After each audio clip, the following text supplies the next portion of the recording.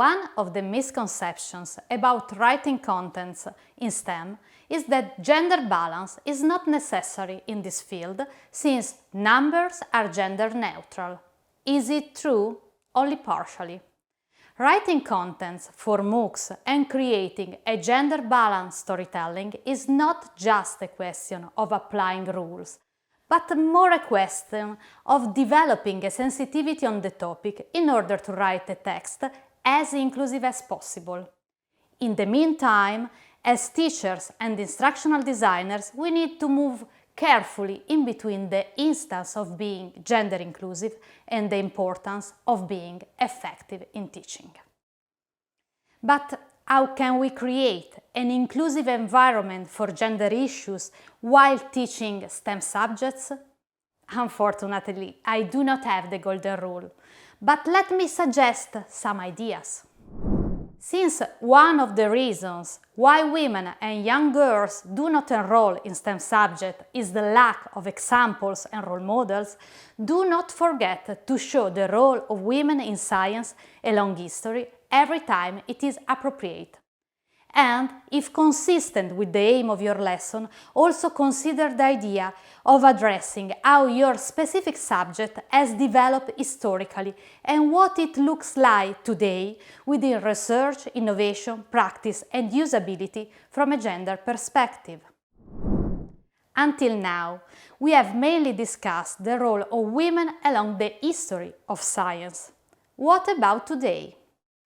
Let me recall a general principle already discussed.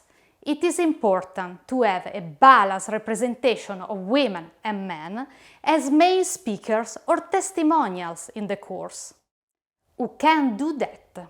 If you are the content expert of the course, take this aspect into account while writing your storyboard. Consider sharing the floor with a colleague or ask another expert to join you, ensuring both genders are represented. If you are the instructional designer, why not ask the teacher to include different voices or different perspectives in their narrative?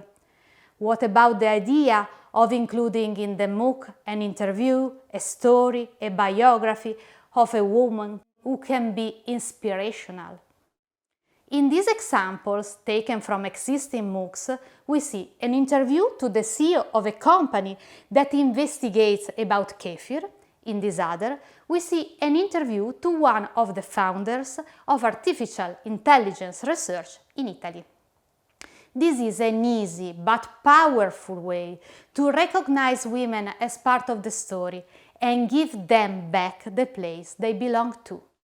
The main purpose of a MOOC is to support the learners in reaching their intended learning outcomes. So do not force this aspect if it is not coherent with the lesson's aim, but keep in mind the whole balance of the MOOC. If in a specific lesson there is no place for putting a female perspective, ask yourself, is there any other place where I can stress that the achievements in STEM and many other fields have been reached by both women and men? One sometimes neglected part in a MOOC is the bibliography. This is another chance for you to produce a tool for participants including a gender perspective. Are you trying to provide an authoritative and effective bibliography which includes researches and publications both from male and female scientists?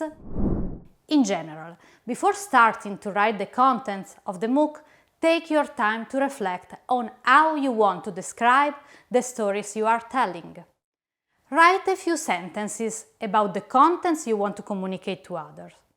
Write it spontaneously at first, then read it wearing your gender balance glasses and observe what happens.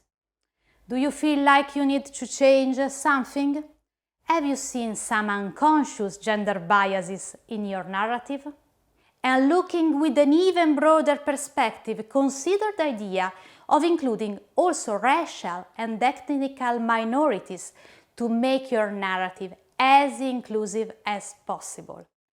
Keep in mind that the M in MOOCs stands for massive.